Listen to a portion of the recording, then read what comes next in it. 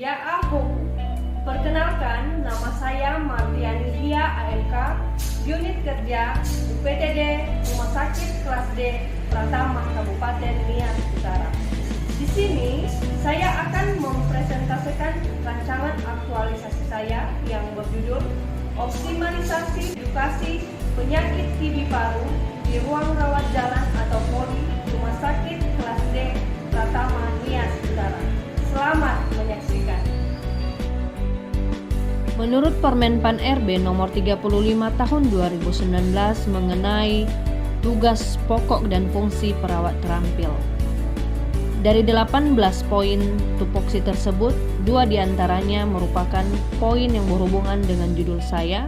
Yang pertama, melakukan komunikasi terapeutik dalam pemberian asuhan keperawatan yang bertujuan untuk menjelaskan permasalahan kesehatan sehingga dapat mengurangi beban perasaan dan pikiran serta dapat mengambil tindakan untuk mengubah situasi yang ada bila pasien percaya pada hal yang diperlukan. Kedua, melaksanakan edukasi tentang perilaku hidup bersih dan sehat dalam rangka melakukan upaya promotif dengan tujuan untuk perubahan agar mampu meningkatkan kualitas perilaku sehari-hari dengan tujuan hidup bersih dan sehat. Latar belakang saya mengangkat judul ini karena sejak tahun 2020 hingga tahun 2022, pasien TB paru di Rumah Sakit Kelas D Pratama Kabupaten Nias Utara mengalami peningkatan. Bahkan tahun 2021 tercatat 1 orang meninggal dunia sedang dalam masa pengobatan. Ini merupakan akibat kurangnya edukasi kepada pasien dan keluarga pasien mengenai penyakit TB paru dan cara penularannya. Sehingga sesuai tupoksi di atas, saya ingin memberi edukasi tentang TB paru dengan menggunakan sistem digitalisasi sebagai salah satu inovasi pada kegiatan-kegiatan rancangan aktualisasi saya. Identifikasi isu.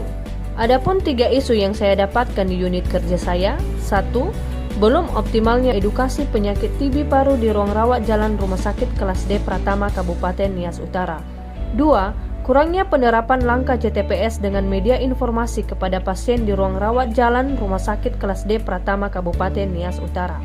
3. Kurangnya kesadaran pengunjung rumah sakit untuk tidak merokok di lingkungan Rumah Sakit Kelas D Pratama Kabupaten Nias Utara.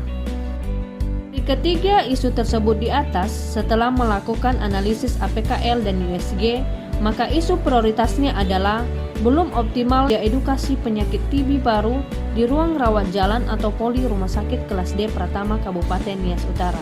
Sehingga gagasan kreatifnya adalah optimalisasi edukasi penyakit TB paru di ruang rawat jalan atau POLI Rumah Sakit Kelas D Pratama Kabupaten Nias Utara. Adapun kegiatan kreatif yang akan saya laksanakan, yaitu 1. Membuat poster digital tentang penyakit TB paru. 2. Membuat audiovisual mengenai penyakit TB paru. 3. Membuat standing banner penyakit TB paru. 4. Membagi masker kepada keluarga dan pasien TB paru. 5. Membuat layanan konsultasi penyakit TB paru dengan WA Group. 6. Home visit.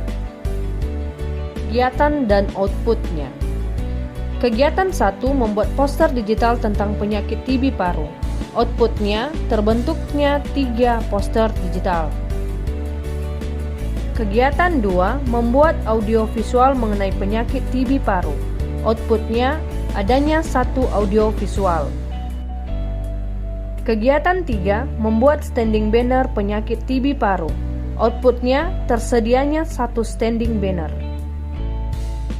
Kegiatan 4. Membagi masker kepada keluarga atau pasien TB paru. Outputnya masker terdistribusi dan dipakai oleh pasien dan keluarga TB paru. Kegiatan 5. Membuat layanan konsultasi penyakit TB paru dengan WA Group. Outputnya terbentuknya 1 WA Group.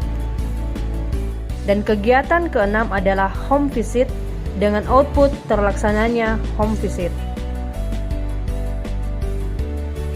Dari ke-6 kegiatan rancangan aktualisasi saya, maka keterkaitan substansi mata pelatihan yaitu ASN berakhlak yang merupakan akronim dari berorientasi pelayanan, akuntabel, kompeten, harmonis, loyal, adaptif, dan kolaboratif. dan manajemen ASN serta Smart ASN. Kontribusi terhadap tujuan dan sasaran organisasi dari segi tujuan: 1. Meningkatkan, memanfaatkan, dan mempertahankan jangkauan dan pemerataan serta mutu pelayanan dalam upaya peningkatan pelayanan yang optimal. 2. Menyelenggarakan pelayanan kesehatan proaktif. 3. Meningkatkan profesionalisme tenaga kesehatan rumah sakit dalam mewujudkan pelayanan yang prima kepada masyarakat. Dari segi sasaran: 1. Terselenggaranya pelayanan pasien rawat jalan dan pelayanan kesehatan lain secara prima. 2. Terciptanya rumah sakit sebagai tempat penyembuhan menjadi wahana pemeliharaan kesehatan.